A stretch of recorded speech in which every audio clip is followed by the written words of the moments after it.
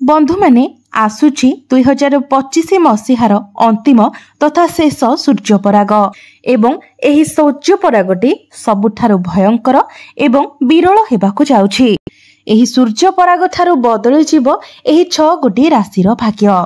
बंधु माने 21 सेप्टेम्बर 2025 रविवार दिन अर्थात आश्विन अमावास्या महालया अमावास्या दिन घटिबाकु जाउछि विरल महासूर्य पराग। एही 6 गोटी राशिर भाग्य सोना भली चमकिबाकु जाउछि।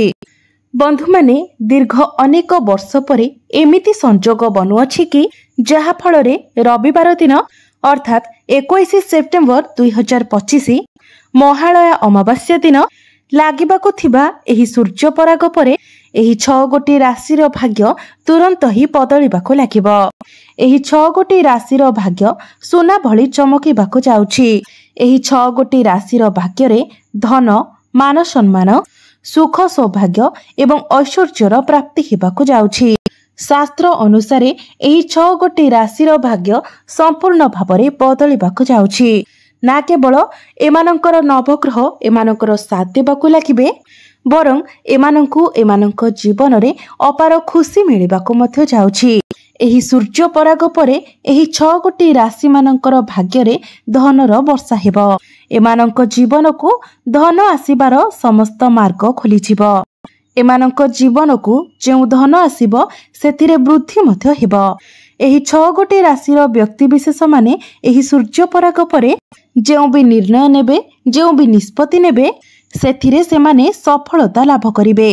चाकरी एवं व्यवसाय क्षेत्र रे एमानंकु अचानक लाभ प्राप्ति हेबो। एमानंकर उन्नति हेबो। हिंदू पंचांग अनुसार एही 6 गोटी राशिर भाग्य एही सूर्य पराग ठारू बदलिबाकु जाउछि।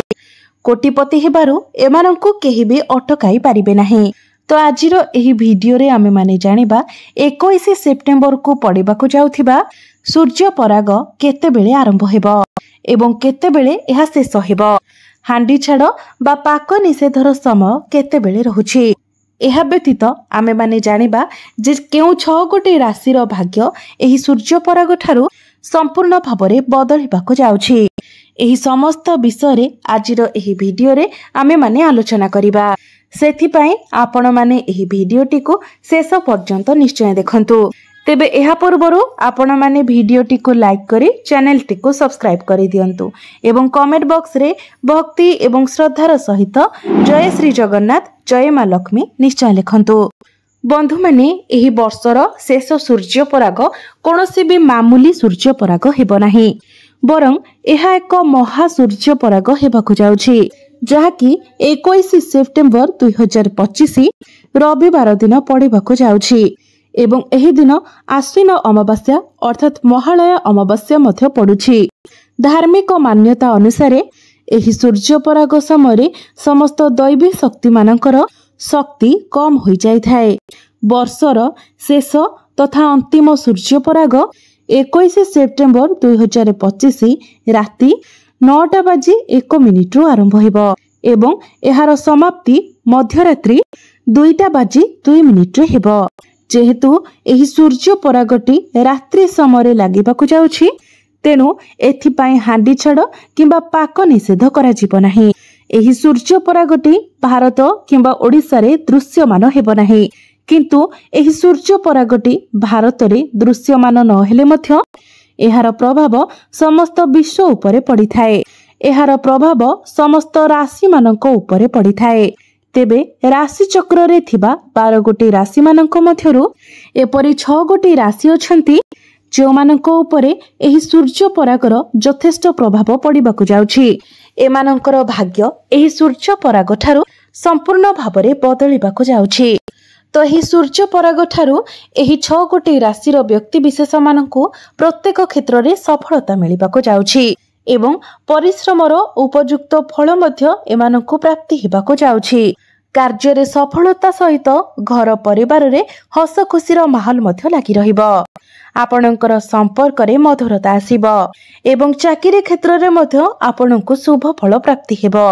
एही राशिर व्यक्ति विशेष मानकु समय समय हठात धन प्राप्ति हेबार मध्य जोग बनुछि।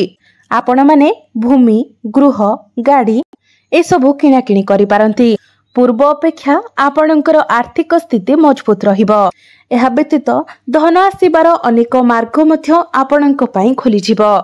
कर्म क्षेत्र रे उन्नति हेबा सहित छात्र छात्री मध्य निजर शिक्षा क्षेत्र रे उन्नति करिवे। एही जन्माष्टमी ठारू एही राशिर व्यक्ति विशेष माने निज जीवन रे चलिथिबा अनेक समस्या रो बाहरिबाकु जाउछंती। तो बंधु माने देरी न करी आसंतु जानि नेबा सही 6 गोटी भाग्यशाली राशि मानक विषय रे। जो 6 गोटी राशि मानकर भाग्य एही सूर्य पराग ठारू चमकिबाकु जाउछि। सूर्य परागर शुभ प्रभाव एमानकु प्राप्ति हेबाकु जाउछि। तेबे प्रथम भाग्यशाली राशिटी हेउछि मिथुन राशि।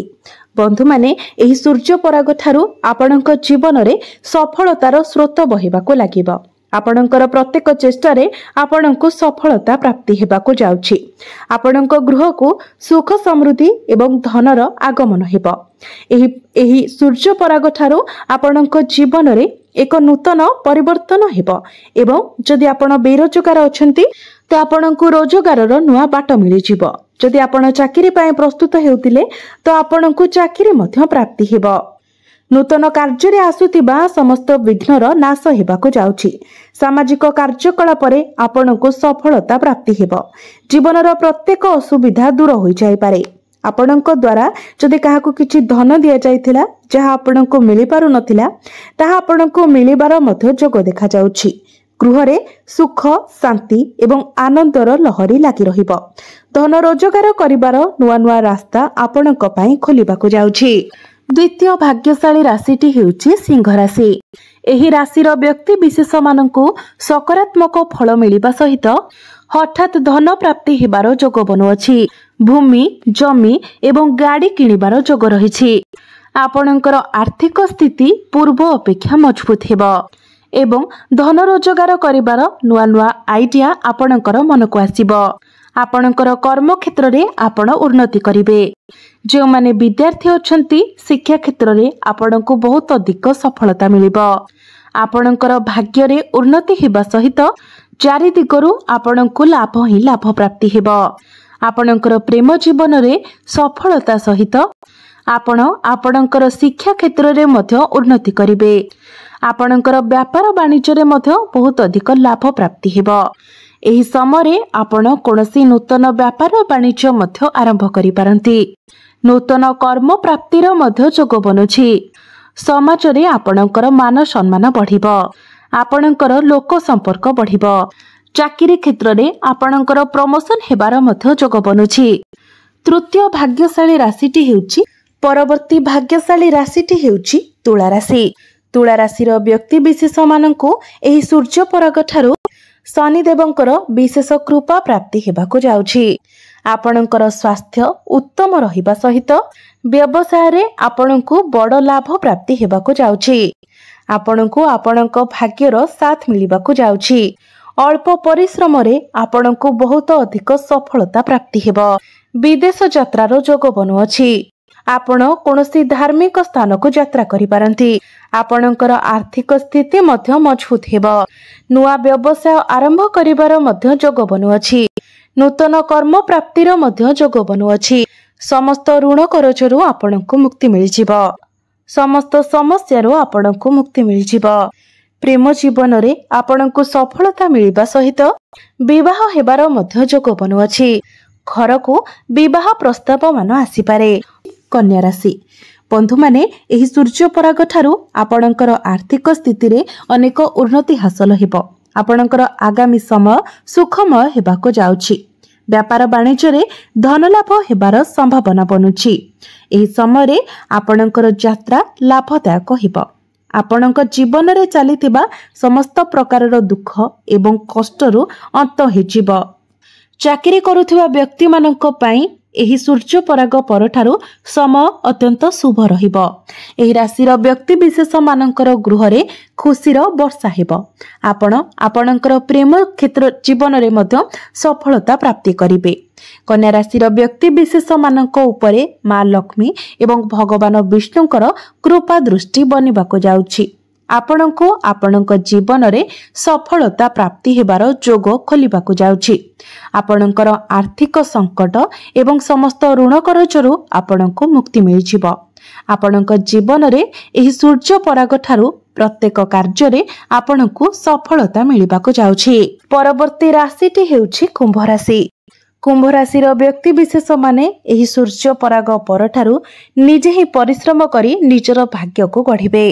କାରଣ ଆପଣଙ୍କୁ ଶନିଦେବଙ୍କର ବିଶେଷ କୃପା ପ୍ରାପ୍ତି ହେବାକୁ ଯାଉଛି। ଆପଣଙ୍କୁ ଆପଣଙ୍କର ଇଚ୍ଛା ଅନୁଯାୟୀ ସଫଳତା ପ୍ରାପ୍ତି ହେବ। ଧନ ରୋଜଗାର କରିବାର ନୂଆ ନୂଆ ରାସ୍ତା ଆପଣଙ୍କୁ ମିଳିଯିବ। ଦୀର୍ଘ ଦିନରୁ ଲାଗି ରହିଥିବା ବଡ଼ ସମସ୍ୟାର ମଧ୍ୟ ସମାଧାନ ହୋଇଯିବ। ପୈତୃକ ସମ୍ପତ୍ତିରୁ ଆପଣଙ୍କୁ ଲାଭ ପ୍ରାପ୍ତି ହେବ। ମୋଟା ଅଙ୍କର ଅର୍ଥ ମଧ୍ୟ ଆପଣଙ୍କୁ ପ୍ରାପ୍ତି ହେବାର ଯୋଗ ବନୁଛି। ଆକସ୍ମିକ ଭାବରେ ଧନ ପ୍ରାପ୍ତି ହେବାର ଯୋଗ ବନୁଛି। ଆପଣଙ୍କର ଆମଦାନୀରେ ବୃଦ୍ଧି ହେବା ସହିତ ବ୍ୟବସାୟରେ ମଧ୍ୟ ଆପଣ ବହୁତ ଅଧିକ ଉନ୍ନତି କରିବେ। ଆପଣଙ୍କୁ ଆପଣଙ୍କର ପ୍ରେମ ଜୀବନରେ ସଫଳତା ପ୍ରାପ୍ତି ହେବ। ବିବାହ ହେବାର ଯୋଗ ବନୁଅଛି। ଶିକ୍ଷା କ୍ଷେତ୍ରରେ ଆପଣଙ୍କୁ ବଡ଼ ସଫଳତା ପ୍ରାପ୍ତି ହେବ। ନୂତନ କର୍ମ ପ୍ରାପ୍ତିର ଯୋଗ ବନୁଅଛି। ଯଦି ଆପଣ ଚାକିରି କରିଛନ୍ତି ତ ଚାକିରି କ୍ଷେତ୍ରରେ ଆପଣଙ୍କୁ ପ୍ରମୋସନ ମିଳିବାର ମଧ୍ୟ ଯୋଗ ବନୁଅଛି। ବିଦେଶ ଯାତ୍ରାର ସୁଯୋଗ ମଧ୍ୟ ଆପଣଙ୍କୁ ପ୍ରାପ୍ତି ହେବ। ଆପଣ କିଛି ଭୂମି, ପ୍ରପର୍ଟି, ଜମି, କିଛି ନୂତନ ଗୃହ ମଧ୍ୟ ଆପଣ ନିର୍ମାଣ କରିପାରନ୍ତି। ନୂତନ ଯାନବାହନ କ୍ରୟ କରିପାରନ୍ତି। ପୈତୃକ ସମ୍ପତ୍ତିରୁ ଆପଣଙ୍କୁ ଲାଭ ପ୍ରାପ୍ତି ହେବ। ସ୍ୱାସ୍ଥ୍ୟଜନିତ ସମସ୍ୟାରୁ ଆପଣଙ୍କୁ ମୁକ୍ତି ମିଳିଯିବ। ପରବର୍ତ୍ତୀ ରାଶିଟି ହେଉଛି ମୀନ ରାଶି। ପ୍ରଭୁ ଜଗନ୍ନାଥଙ୍କ ଆଶୀର୍ବାଦରୁ ଏହି ସୂର୍ଯ୍ୟ ପରାଗ ଠାରୁ ଆପଣଙ୍କ ଜୀବନରେ ସମସ୍ତ ପ୍ରକାରର ଖୁସି ଆସିବାକୁ ଯାଉଛି। ଆପଣ ଅତି କଠିନରୁ କଠିନ କାମକୁ ମଧ୍ୟ ସହଜରେ ଶେଷ କରି ଆଗକୁ ଆଗକୁ ବଢ଼ି ଚାଲିବେ। ପରିଶ୍ରମ ଏବଂ ଶ୍ରମିକ କାର୍ଯ୍ୟ କରୁଥିବା ଲୋକମାନଙ୍କୁ ଏହି ସୂର୍ଯ୍ୟ ପରାଗ ଠାରୁ କାର୍ଯ୍ୟକ୍ଷେତ୍ରରେ ଅତ୍ୟଧିକ ଧନ ପ୍ରାପ୍ତି ହେବ, ଯାହାଫଳରେ ଆପଣଙ୍କ ପରିବାରର ସଦସ୍ୟମାନଙ୍କ ପାଇଁ ଆପଣ ନୂତନ ଜିନିଷ ମଧ୍ୟ କିଣିପାରନ୍ତି। ଆପଣଙ୍କ ପରିବାରରେ ଏବେଠାରୁ ଖୁସିର ମାହୋଲ ଲାଗି ରହିବ। କୌଣସି ଶୁଭ ମାଙ୍ଗଳିକ କାର୍ଯ୍ୟର ଆୟୋଜନ ମଧ୍ୟ ହୋଇପାରେ। ଆଗାମୀ ସମୟ ଆପଣଙ୍କ ପାଇଁ ଅତ୍ୟଧିକ ଶୁଭମୟ ହେବାକୁ ଯାଉଛି।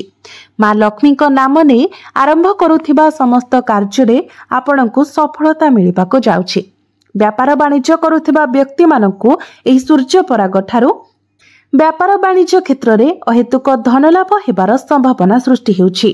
ଆପଣଙ୍କର ସଫଳତାକୁ ଦେଖି ଆପଣଙ୍କର ଶତ୍ରୁମାନେ ଆପଣଙ୍କ ପ୍ରତି ଅତ୍ୟଧିକ ଉଗ୍ର ହୋଇପଡ଼ିବେ ଏବଂ ଆପଣଙ୍କର କ୍ଷତି ସାଧନ କରିବାର ବାଟ ଖୋଜିବେ ଏବଂ ସେଥିପାଇଁ ଅନେକ ଚେଷ୍ଟା ମଧ୍ୟ କରିପାରନ୍ତି। ମାତ୍ର ଆପଣଙ୍କୁ ସେଥିପାଇଁ ଡରିବାର କୌଣସି ଆବଶ୍ୟକତା ନାହିଁ, କାରଣ ଆପଣଙ୍କର ଏହି ଶତ୍ରୁମାନେ ସେମାନଙ୍କ ଚେଷ୍ଟାରେ ବିଫଳ ହେବେ। ସେମାନେ କଦାପି ସଫଳ ହୋଇପାରିବେ ନାହିଁ। ବିଦ୍ୟାର୍ଥୀମାନଙ୍କୁ ଅତି ଶୀଘ୍ର ନିଜର ଗୁରୁଜନମାନଙ୍କ ଠାରୁ କିଛି ବଡ଼ ଜିନିଷ ପ୍ରାପ୍ତ ହୋଇପାରେ। ଏହା ସହିତ ପରୀକ୍ଷାରେ ସଫଳତାର ଯୋଗ ମଧ୍ୟ ବନୁଅଛି। ଘର ପରିବାରରେ ଆପଣଙ୍କୁ ସମସ୍ତ ପ୍ରକାରର ସୁଖ ମଧ୍ୟ ପ୍ରାପ୍ତି ହେବ। ତ ବନ୍ଧୁମାନେ, ଏମାନେ ଥିଲେ ସେହି 6 ଗୋଟି ଭାଗ୍ୟଶାଳୀ ରାଶି ଯେଉଁମାନଙ୍କର ଭାଗ୍ୟ ଏହି ସୂର୍ଯ୍ୟ ପରାଗ ଠାରୁ ଚମକିବାକୁ ଯାଉଛି। ପ୍ରତ୍ୟେକ କାର୍ଯ୍ୟରେ ଆପଣଙ୍କୁ ସଫଳତା ପ୍ରାପ୍ତି ହେବାକୁ ଯାଉଛି।